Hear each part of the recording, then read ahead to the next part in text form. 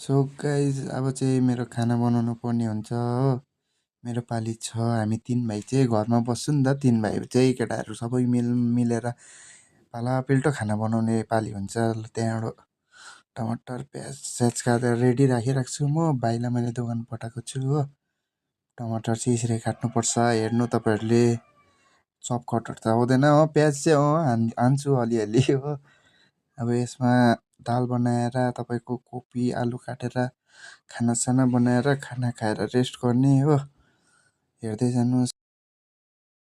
So म चाहिँ खानामा प्रायः जस्तै अदुवा प्याज टमाटर अन्त सुक्खा खोर्सानी, दालमा चाहिँ मेन दालमा जिरा अदुवा सुक्खा खोर्सानी प्याज टमाटर तपाईँको कढीपत्ताहरू चलाउँछु हो।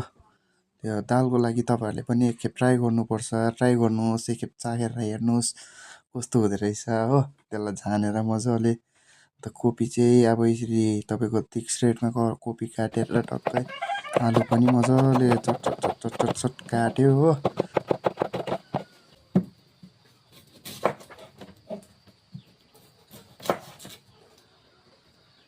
ए सिराज, ए सिराज, यहाँ जा त। अब यसलाई बोलाएर उतापट्टि छ कि त्यसको घर। अब त्यसलाई म बोलाउँछु, फेरि जस्तो आउँछ जा भाइ भनिदिन्छु। जा भयो छ भाइ, हेलो भन्। हात हल्ला न छिटो अब। ए लज छ हो। Hello hello guys. So guys मेरो चाहिँ सब्जीहरू रेडी भयो हो। टमाटर प्याजहरू रेडी भएको छ। अब दाल पठाउनु परेको, भाइलाई पठाएको। हेर्नु न दाल पनि खाली छ, चिनी पनि छैन। दोकान पठाएको अहिलेसम्म आएको छैन हो। अब भट्टाभट के बनाउनु, पहिला सब्जी बनाउँछु, त्यहाँबाट त्यसले दाल ल्याउँछ, त्यतिखेर दाल भात बनाउँछु पेटुमै गाइज। सो गाइज तपाईँहरूलाई मैले त खाना बनाएको भिडियोहरू पनि हाल्नु पाइनँ, बिर्सेछु हो।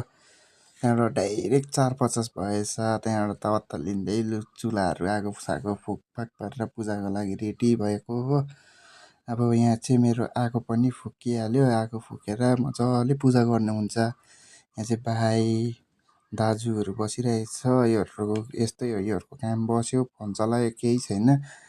अब यहाँ चाहिँ म अब हातखुट्टा सातखुट्टा धोएर मजाले फ्रेस भएर ब्रस सस गरेर हो पूजासुजा गर्नुपर्ने हुन्छ। तपाईँहरूले हेर्दै जानुहोस् मजाले, के कस्तो लाग्छ तपाईँहरू अन्तिमसम्म हेर्नुहोस्। मेरो भिडियो मन पऱ्यो भने लाइक सेयर कमेन्ट सब्सक्राइब